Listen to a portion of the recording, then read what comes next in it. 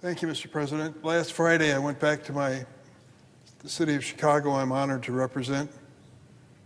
And over the weekend, had two experiences I want to share with you. There was a real contrast, but there was a recurring theme in both. The first was at a church in the city of Chicago on Friday, Christ Lutheran Church. It's on Wilson Avenue in a section of Chicago known as Albany Park. The church was built in 1911. You look around at the houses outside that church and you think, this neighborhood's seen a lot of change, a lot of different people who came through with waves of immigration. Today it's predominantly Hispanic, but I would imagine that the march of history would take you through many other groups that lived in the Albany Park neighborhood. The pastor there is named Tom Terrell. I was meeting him for the first time. We had a press conference inside his little church, and he told us a story of what had happened at his church, Christ Lutheran Church in Albany Park in Chicago, on the previous Sunday. There aren't as many people in his church as there were just a few months ago because a lot of them are too afraid. They're Hispanic families, and they're afraid if they go to that church, they might be detained or arrested or something else terrible might happen. But some brave souls made it to the Christ Lutheran Church on that Sunday, and Pastor Terrell told us the story. At the end of the ceremony at noon, the people were leaving and heading home, walking away from church, when an unmarked van pulled up, and ICE agents came out of it and started to ask questions of the people that just came out of church. It was noticed in the neighborhood, and what is now becoming more common in Chicago, the neighbors started coming out with whistles, standing on the front porch and blowing whistles because the ICE agents were intimidating these people who were just leaving church. Eventually, enough people started blowing whistles that the ICE agents decided to tear gas the people coming out of church. They threw the tear gas canisters, got in their van, and left. Going to church on Sunday in Albany Park in the city of Chicago was an opportunity for an ICE raid. That's what's happening in the city of Chicago, and it's not confined to that neighborhood. It's happening there and in the surrounding suburbs. Are the people afraid? You bet they are. They're afraid of what's going to happen to them and their families. The stories come pouring in, one after the other. Remember how we got started in this conversation? Remember when the president said at his rallies over and over again, we're going after rapists, terrorists, murderers, those who are criminally insane, and those who are predators of children. They came into this country illegally and they're not going to stay. Well, Christ Lutheran Church was not the place to visit if you're looking for those categories. Those people there were not guilty of any crimes other than going to church, if that's a crime in the eyes of some. Certainly isn't in my eyes. That's the reality. 70% of the people who are being detained and arrested in the city of Chicago have no criminal record. No criminal record.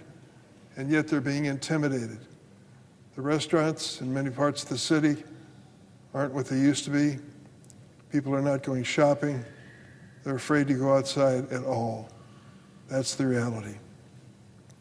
My second experience this week in Chicago is on the same theme. Mr. President, on Saturday, an estimated 7 million Americans across this country took to the streets peacefully with a singular message to President Trump and his enablers. We have no kings in the United States. That included 100,000 people in Chicago, and I was proud to be one of them. That's the front line, as we know, of the president's assault on our democracy, our civil liberties, and our rule of law. Now, I've been in Congress for 4 decades, so believe me when I say that the turnout in this march was the largest I've ever seen at any political gathering. It was amazing. The president is trying to tell the world that it's unsafe to be in the city of Chicago. Well, the weekend before this, we had our 53,000 runners in the Chicago Marathon with tens of thousands of supporters and family cheering them on. They weren't afraid to be in Chicago, and neither was I.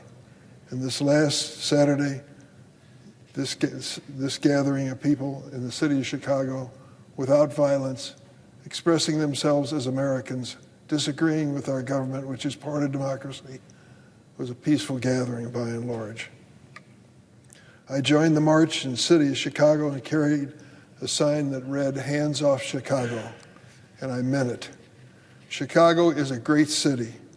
It faces challenges, but all cities face challenges. These challenges must be addressed with solutions that are consistent with our American values. This president is abusing his power by fueling this cruel immigration raid policy, unleashing the military, bringing in National Guard men and women from the state of Texas against immigrants and citizens alike. Don't believe me? I'll show you. The president claims his actions are meant to round up, quote, the worst of the worst, but that's been anything but the case. A few weeks ago, Chicago and the nation watched in horror as women and children, immigrants and U.S. citizens alike, were dragged from their homes in South Shore of Chicago, detained with the use of zip ties. Imagine your child rousted out of bed in the middle of the night when the front door of your apartment is crashed down, and that child is taken downstairs, separated from his mother and father with a zip tie, holding his hands together. When one witness complained that these children are being mistreated, I'm sorry to tell you, the person from ICE said, "F them kids." And just last week, ProPublica reported that in the first 9 months of the Trump administration, ICE held over 170 American citizens across the country, kicking, dragging, beating, and detaining some of them for days. Let me repeat, they were American citizens.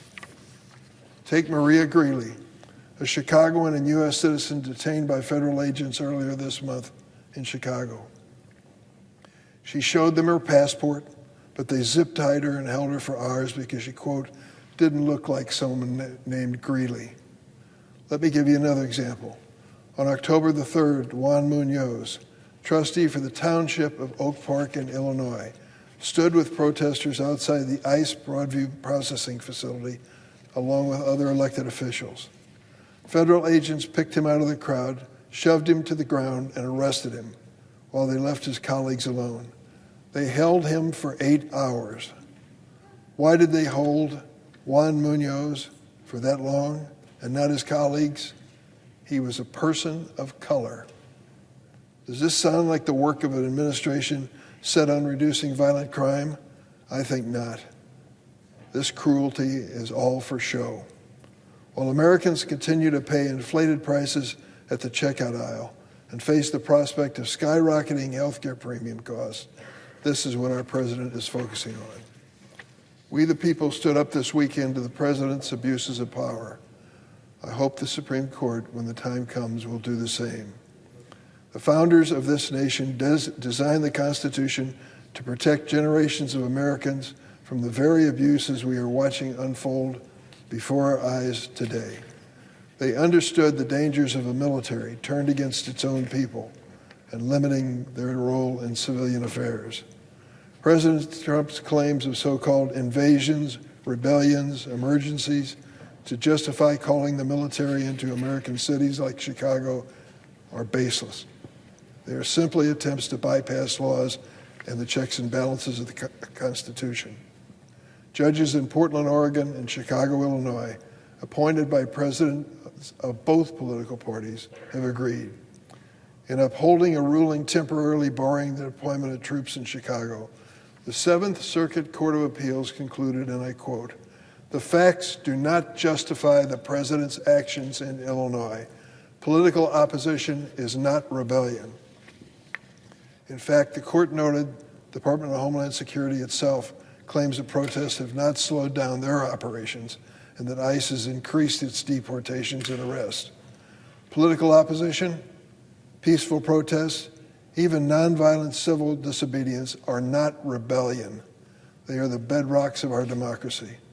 And if there are legitimate concerns with maintaining law and order, protecting public safety, and controlling crime, the Constitution preserves the power to address that to the states, not the federal government.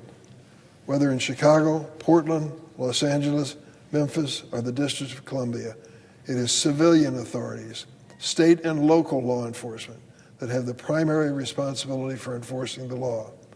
I'm glad to see federal judges, including judges appointed by President Trump himself, upholding their constitutional responsibility to interpret the law and apply it to the facts. It's no surprise that President Trump is now asking the Supreme Court's conservative supermajority to greenlight his abuse of power and allow him to deploy troops regardless of statutory limit or the actual facts on the ground. The Supreme Court should reject the president's petition. There is no emergency that would justify bypassing the regular appeals process and resolving this case on the court's shadow docket without full public scrutiny that it deserves. My warning to my Republican colleagues is this. Durbin of Illinois is standing on the floor of the Senate today telling you what's happening to the state and people I love to represent. If the president is allowed to send the military against his own citizens in Chicago without regard to the laws enacted by Congress, what guardrails are left to preventing him from doing it to you in your home state, to the people that you are proud to represent here in the Senate? We cannot sit idly by while a person who wants to be king takes us down the path to authoritarianism. Madam President, I yield the floor.